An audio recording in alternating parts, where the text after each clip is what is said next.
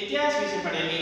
इतिहास का पहला पाठ है 1000 वर्षों के दौरान हुए परिवर्तनों की पड़ताल। इस पाठ की शुरुआत हमने पिछले कक्षा में की है। पिछले कक्षा में हमने पढ़ा था कि 700 ईस्वी से लगाकर 1750 ईस्वी तक जो भारतीय इतिहास में जो परिवर्तन हुए, राजनीतिक परिवर्तन, आर्थिक परिवर्तन, सामाजिक परिवर्तन, उस परिवर्तनों के बारे में हमने पढ़ा था। इन दो कालांश पढ़ने के बाद अब इसी कालांश में इस पाठ को आगे बढ़ाते हुए हम ये पढ़ेंगे ये जो परिवर्तन हुए इस मध्यकालीन इतिहास में वो भारत के किन-किन विभागों में हुए, किन-किन क्षेत्रों में हुए। इस तरह से आज का जो हमारा शिक्षण बिंदु होगा वो होगा क्षेत्र और साम्राज्य। इस मध्यकालीन इतिहास में मुख्य रूप से जो बड़ा भाग रहा वो इस्लाम भाग रहा, और ये जो इस्लाम भाग है इसको मुख्य रूप से दो भागों में बांटा गया, एक सल्तनत काल, दूसरा मुगल काल। 1200 से लगाकर 1526 ईस्वी तक सल्तनत काल रहा, 1526 ईस्वी से लगाकर 1707 तक मुख्य रूप से मुगल काल रहा।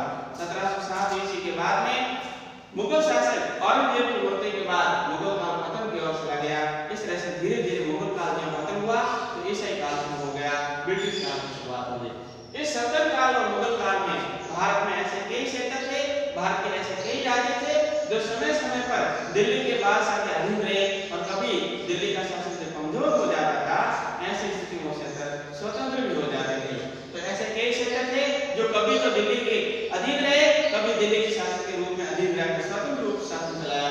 उनमें मुख्य रूप से जो कन्नौज था, इसी तरह से मालवा, गुजरात, तेलंगाना, ऐसे कई राज्य थे जो कभी स्वतंत्र रहे, कभी दिल्ली शासन के अधीन रहे। इस तरह से यहाँ पर एक परिवर्तन होता है। अमीर खुसरो जो सल्तनत काल का बड़ा विद्वान था, एक इतिहासकार था, जिसने कई शासकों के अधीन रहकर एक कार्य किया था। कहा जाता है अमीर खुसरो ने उस समय सल्तनत काल के सब शासकों के राज्य को देखा था। इस अमीर खुसरो ने बताया है कि अलग अलग क्षेत्रों में अलग अलग भाषाएं बोली जाती थी। जैसे सिंध प्रदेश में सिंधी बोली जाती थी, लाहौर प्रदेश में लाहौर बोली जाती थी। ये सिंध प्रदेश और लाहौर प्रदेश वर्तमान में पाकिस्तान में, जहां पर सिंधी और लाहौरी बोली जाती थी, आज भी बोली जाती है। दूसरा कश्मीर क्षेत्र में कश्मीरी, अवध क्षेत्र में अवधी, ये अवध क्षेत्र वर्तमान के उत्तर प्रदेश क्षेत्र हो जाती है। इसी तरह से गुजरात में गुजराती आदि भाषाएं, इस तरह से अलग अलग क्षेत्रों में अलग अलग भाषाएं बोली जाती थी। ये उस समय में परिवर्तन हो रहा था। अगला शिक्षण बिंदु है पुराने और नए धर्म। ये जो मध्यकालीन इतिहास था 700 ईस्वी के बाद का काल और 1760 से पहले का काल, 1750 से पहले का काल, अर्थात मुगल काल का जो पतन हो रहा था उससे पहले के काल में, इस काल को मध्यकालीन इतिहास कहते हैं। और ब्रिटिश इतिहासकारों ने इस मध्यकालीन इतिहास को भी 3 भागों में बांटा गया है। तो शुरुआती काल को हिंदू काल कहते हैं, फिर इस्लाम काल कहते हैं और फिर ब्रिटिश काल कहते हैं। तो इसमें शुरुआती समय में हिंदू धर्म का महत्व बड़ा था, हिंदू धर्म का महत्व अधिक था। इसी के साथ साथ जैन बौद्ध धर्म का महत्व अधिक था। उस समय कई तरह मंदिर बनाए गए थे, कई तरह मठ बनाए गए थे, कई तरह विहार बनाए गए थे। इसी तरह से देवी देवताओं की पूजा की जाती थी। ब्राह्मणवाद का अधिक बोलबाला था, ब्राह्मण का अधिक महत्व होता था। लेकिन उसके बाद 13वीं शताब्दी में यहाँ तुर्कों के आक्रमण करने के बाद में इस्लाम धर्म का प्रभाव बढ़ा, और धीरे धीरे इस्लाम धर्म का प्रभाव बढ़ने की वजह से यहाँ हिंदू धर्म के स्थान पर इस्लाम धर्म का महत्व अधिक हो गया, कुरान और शरीफ का महत्व बढ़ गया। अर्थात जो धार्मिक हिंदुओं के धर्म थे उसके स्थान पर इस्लाम के धर्म का महत्व बढ़ने लगा। इसी समय खलीफाओं का महत्व बढ़ने लगा, और इसी काल में जो मुसलमान थे वो मुसलमान 2 भागों में बंट गए, जिसमें एक तो शिया कहलाए, एक सुन्नी कहलाए। ऐसे मुसलमान जो हजरत मोहम्मद के बाद में उसके अनुयायी अर्थात उसके जो धार्मिक नेता जिसे खलीफा कहते थे, उन खलीफाओं को मान्यता देने वाले थे, वो सभी मुसलमान शिया कहलाए। लेकिन ऐसे मुसलमान जो खलीफा को मान्यता नहीं देते थे, खलीफा को नहीं मानते थे, उनका मानना हजरत मोहम्मद के बाद में जो उत्तराधिकारी होगा वो मोहम्मद साहब का दामाद होगा। ऐसे सभी मुसलमान सुन्नी कहलाए।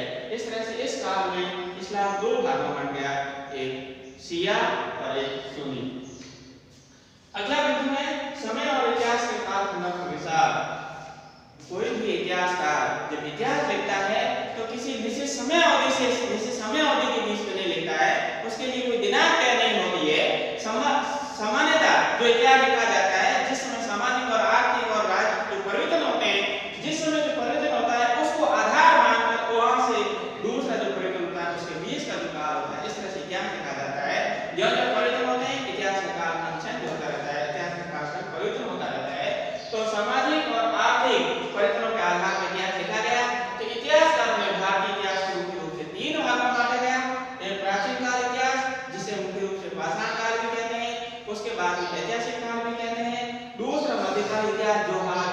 मध्यकाल इतिहास के बारे में मुख्य रूप से हमने इस पाठ में अध्ययन किया है। इस तरह प्राचीन काल का अध्ययन हमने पिछली कक्षा में किया था। तीसरा जो आधुनिक काल, ये मुख्य रूप से ब्रिटिश काल, और ब्रिटिश काल में ही भारतीय द्वारा अंग्रेजों के विरुद्ध आंदोलन हुए, और आजादी तक का जो काल है, यानी वर्तमान तक का जो काल है, उस सभी को आधुनिक काल कहते हैं। तो भारतीय इतिहास में तीन भाग में बांटा गया: प्राचीन इतिहास, मध्यकालीन इतिहास और तीसरा है आधुनिक इतिहास।